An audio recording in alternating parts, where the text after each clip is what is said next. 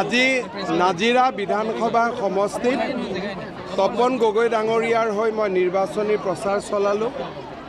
অভূতপূৰ্ব সভা। মই নাজিৰাত আগতো আহিছিলোঁ। বিজেপিৰ কাৰণে ইমান ডাঙৰ জনজাগৰণ মই আগত কেতিয়াও দেখা নাছিলোঁ। নাজিৰাবাসী ৰাইজক হৃদয়ৰ পৰা অভিনন্দন জনাইছোঁ।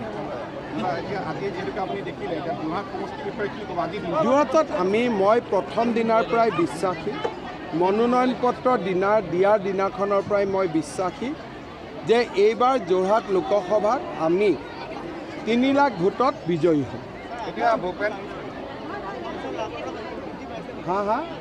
আসন এতিয়াতো আমি 13খনত আছোঁ। 14 নম্বৰখনলৈকে জালে। ধুবুৰী মানুহেও কৈ আছে যে বিজেপিয়ে জিকিব। মই যোৱা নাই কাৰণে কোৱা নাই, কিন্তু বাকী 13টা জেগাত গৈছোঁ কাৰণে মই ক'ব পাৰোঁ 13খন আসনত বিজেপি জিকিব। চাওক, ভূপেন বৰা আপোনালোকে চাই থাকক, তেওঁ বিজেপিতে আহিব। মইতো কৈ দিছোঁ 25ৰ আগভাগতে আহি যাব। গতিকে যোনে কংগ্ৰেছত বেছিকৈ মোক গালি পাৰে জানি ল'ব যে তেওঁৰ লগত মোৰ কথা পতাপতি হৈ গৈছে, তাৰমানে আহিব। যিমান বিধায়কে বিধানসভাত মোক বেছিকৈ গালি পাৰে পিছতে তেওঁলোকে জইন কৰে। গতিকে আপোনালোকেতো পেটাৰ্ণটো দেখিছেই। আৰু আমাৰ ইয়াতে কাৰ্যকৰ্তাসকলে কৰি আছে। মই আৰু এবাৰ দুবাৰ কেম্পেইনৰ কাৰণে আহিম। প্ৰতিটো বিধানসভা সমষ্টিতে মই প্ৰচাৰ অভিযান চলাইছোঁ।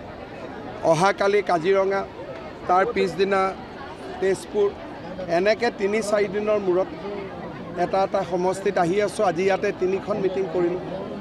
গধূলি যোৰহাটত প্ৰবুদ্ধ নাগৰিকসকলৰ লগতো মিটিং আছে। শিৱসাগৰত এদিন ৰোড শ্ব' এটা কৰিম। গতিকে চাকৰিটোৱে মেইন। ছাত্ৰসকলে পঢ়ি যাতে হতাশাত ভুগিব নালাগে, সেইকাৰণে 1 লাখ চাকৰিৰ কথা কৈছিলোঁ। এতিয়া আৰু 50,000 চাকৰি মই মুকলি কৰি দিলোঁ। জুলাই মাহত পুলিচৰ ইণ্টাৰভিউ হ'ব, ADR নতুন ইণ্টাৰভিউ হ'ব, শিক্ষকৰ নিযুক্তি হ'ব। গতিকে জুলাইৰ পৰা নিযুক্তি প্ৰক্ৰিয়া আৰম্ভ হ'ব। 1 লাখ হৈ গ'ল। এইবাৰ মই আৰু 50,000ৰ টাৰ্গেট লৈছোঁ। এই 50,000 হৈ যোৱাৰ পিছত যদি 26লৈকে সময় বাকী থাকে তেতিয়াহ'লে আৰু অলপ চাকৰি উলিয়াম।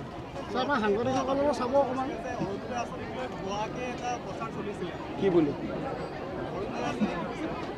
অৰুণোদয় আঁচনি চবেই পাব। এতিয়া যাৰ যাৰ ফৰ্ম কিয়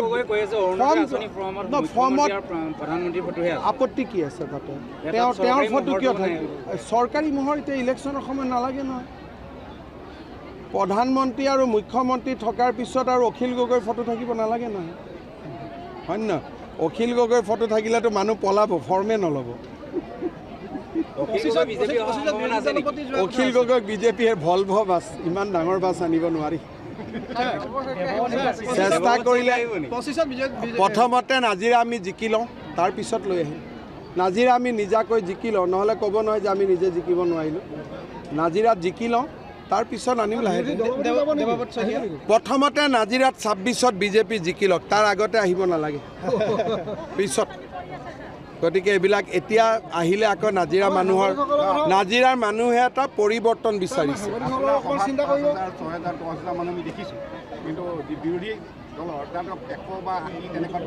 চাওক, বিৰোধী দলৰ সভাত কি দেখিব, লগতে 100 জন যায়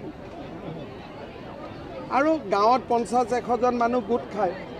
তেওঁলোকৰ ভিতৰতো আকৌ 20 জন বিজেপিক খবৰ দিয়া মানুহ থাকে যে মিটিঙত কিমান মানুহ হ'ল, ফটো তোলে। আনকি কেণ্ডিডেটৰ লগতো যি মানুহ আহে তাৰে আধাই আকৌ মোক হোৱাটছএপত খবৰবোৰ দি থাকে। কাৰণ কংগ্ৰেছত এতিয়া কোনো থাকিবই নোখোজে। একেবাৰে নিসংগতা নহয়। আপোনালোক ৰাজীৱ ভৱনত হঠাৎ যাওক, ৰুমবিলাক আছে, চাইনবোৰ্ডবিলাক আছে, মানুহবিলাক বিজেপিত আছে। আৰু শিৱসাগৰ, যোৰহাট, য'তে আপোনালোকে কংগ্ৰেছৰ অফিচত যাওক, বিজেপিৰ অফিচত যাওক, খবৰ নিদিয়াকৈ যাব। পাৰ্থক্যটো আপোনালোকে নিজেই গম পাব।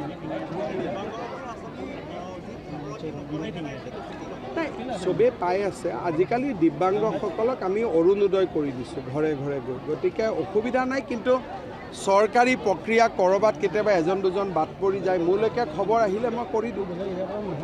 হ'ব, সাংবাদিকৰ বিষয়ে ঠিক আছে, চিন্তা কৰিব লাগিব। এটা সাংবাদিকৰ নম্বৰটো দিগদাৰ হৈ গ'ল নহয়, ইমান পৰ্টেল হৈ গ'ল। সমস্যাটো তাৰ পৰা হৈছে, কিবা এটা কৰিব লাগিব। এটা আগতে সাংবাদিক কম আছিল, এতিয়া ইমান পৰ্টেল হৈ গ'ল, সংখ্যাটো বহুত বাঢ়ি গ'ল ৰেজিষ্টাৰ কৰোঁ। ঠিক আছে, তথাপিতো কথা পাতিম।